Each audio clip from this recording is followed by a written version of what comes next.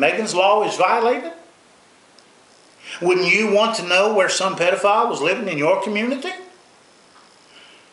The law says that you have to, I believe you even have to put a sign up. Well, if I'm wrong about wanting, if computer enlisting the aid of the taters to find David Fleming is against the law, then it's against the law to have an Amber Alert or to have a Megan's Law. That's not right.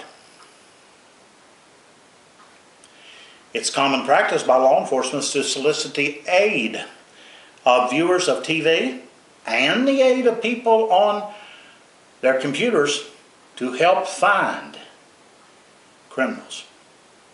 If I'm right, and if David Fleming were not living in this district, in my opinion, that would constitute his being a criminal. And it was just, maybe it's the invention of a new thing called an alderman alert. But I shouldn't have to go to jail for that. Secondly, I'm accused of having contact with Fleming. Now stop and think how crazy and nutty this is. This will show you the mentality of our prosecuting attorney who can't figure this out. Remember, she says that she found probable cause. Well, of course, I don't care what she finds. I would hope that she would find probable cause in a lot of cases. I don't care what they want. What I want to know is, what did Kathy Beveridge find? That's where it should be focused. Contact. Okay, so here I am in front of my computer, and I'm going to take a look at eTater. Now, eTater, because it's an anonymous blog, might have something to say about me. And in fact, eTater may have something that will irritate me. Maybe even somebody said they're going to kick my patoot. It's possible.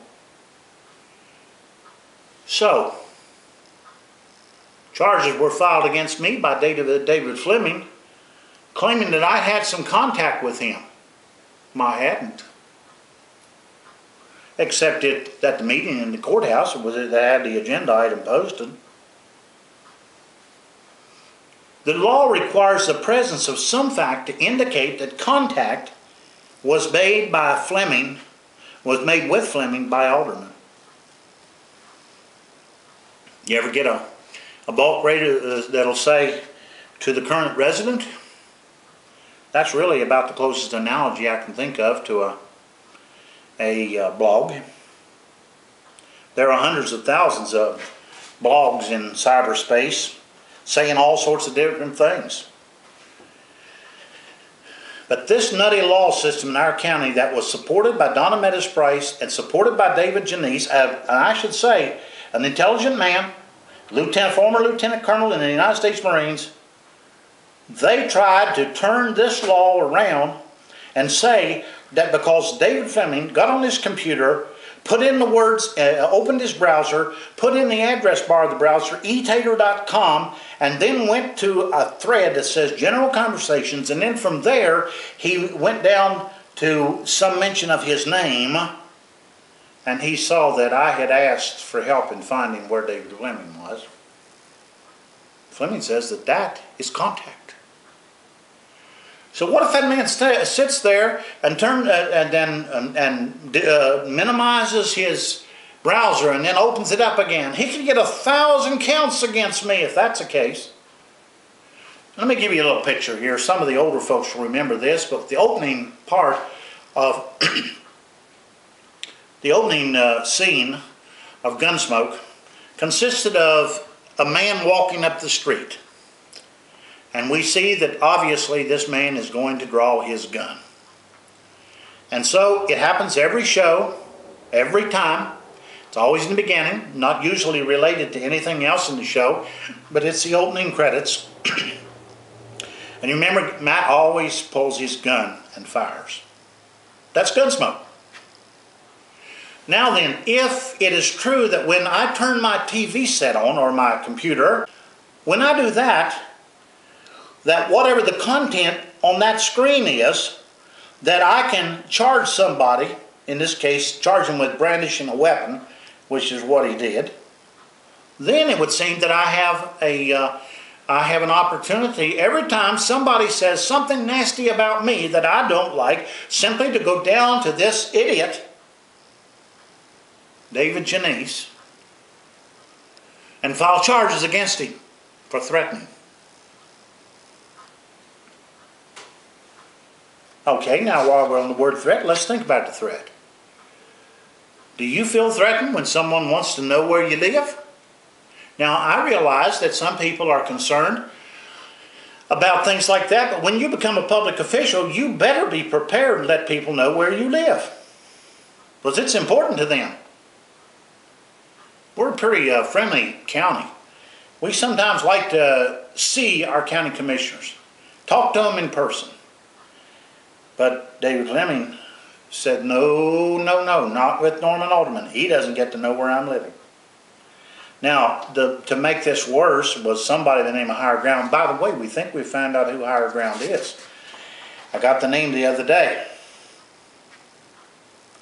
You'll be surprised when it comes out.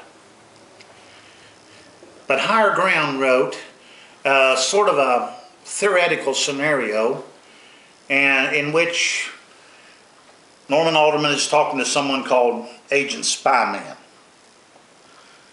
Now, all of us took that to be a parody, a joke, a satire.